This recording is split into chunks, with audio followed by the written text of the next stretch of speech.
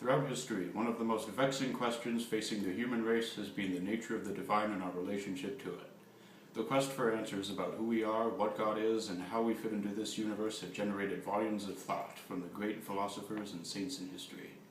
These people have given us great insights, and there is much to be learned from their writings of theologians and from religious texts. Poets have also played a great role in exploring our relationship to what is mystical and intangible in us, that is to say, our souls. In the Western tradition, we have such historical giants as Rainer Maria Rilke and William Stevens to contemplate and learn from, as well as more recent figures like Mary Oliver, Robert Bly, and Eleanor Lerman. Not all poets deal with the divine explicitly, but they all touch in the same way, or in some way, on what propels our lives and gives them meaning. This is one of the purposes of poetry. And just as in the West, the Middle East also has its own giants of religious thought. Much of the soul poetry in the Islamic tradition has come from a religious sect called Sufism, which is known, among other things, for its embrace of music, art, and dance as a way to experience God. Common figures that we may recognize from Sufi practice are whirling dervishes, dancers who enter into an ecstatic trance through spinning in time to music.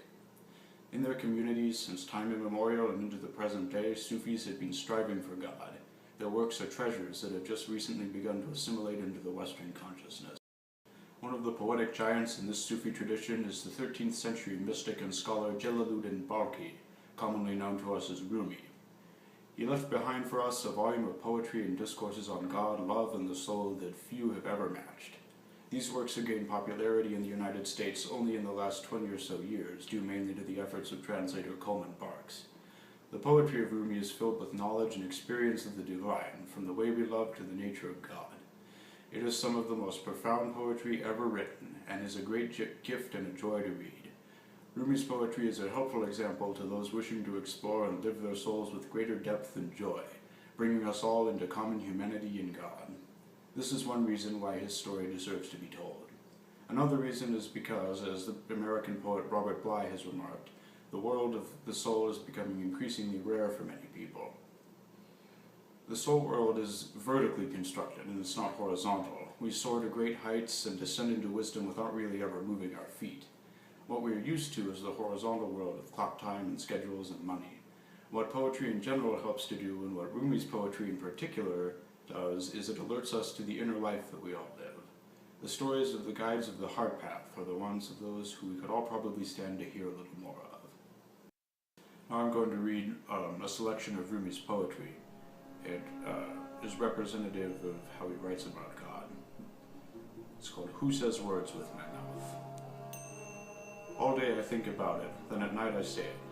Where did I come from and what am I supposed to be doing? I have no idea. My soul is from elsewhere, I'm sure of that, and I intend to end up there. This drunkenness began in some other tavern. When I get back around to that place, I'll be completely sober. Meanwhile, I'm like a bird from another continent, sitting in this aviary. The day is coming when I fly off, but who is it now in my ear who hears my voice? Who says words with my mouth? Who looks out with my eyes? What is the soul? I cannot stop asking. If I could taste one sip of an answer, if I could break out of this prison for drunks.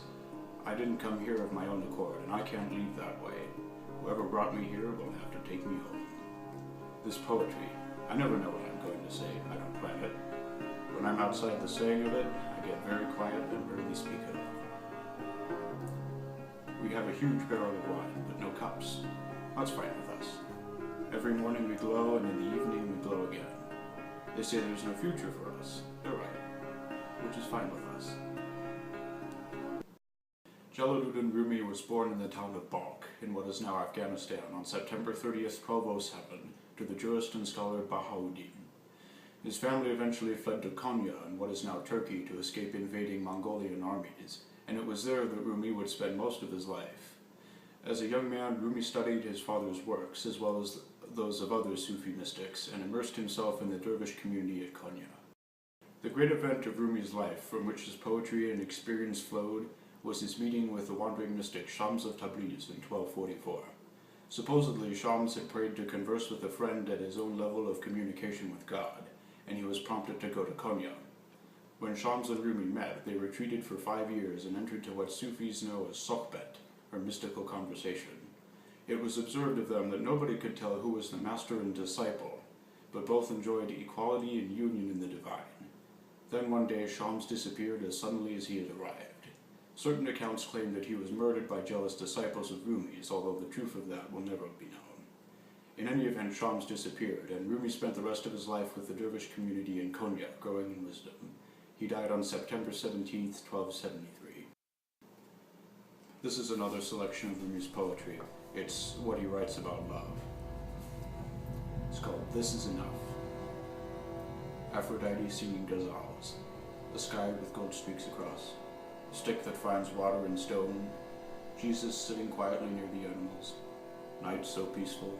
This is enough was always true. We just haven't seen it. The hoopoe already wears a tufted crown. Each ant is given its elegant belt at birth. This love we feel pours through us like a giveaway song. The source of now is here. This next one's called Uzair. Which reminds me of the sons of Uzair, who are out looking for their father. They have grown old, and their father has miraculously grown young. They meet him and ask, "Pardon us, sir, but have you seen Uzair? We hear that he's supposed to be coming along this road today." "Yes," said Uzair, "he's right behind me." One of his sons replies, "That's good news." The other falls on the ground. He has recognized his father. "What do you mean, news? We're already inside the sweetness of his presence." To the mind there is such a thing as news, whereas to inner knowing it's all in the middle of its happening. To doubters this is a pain. To believers it's gospel. To the lover and the visionary, it's life as it's being lived.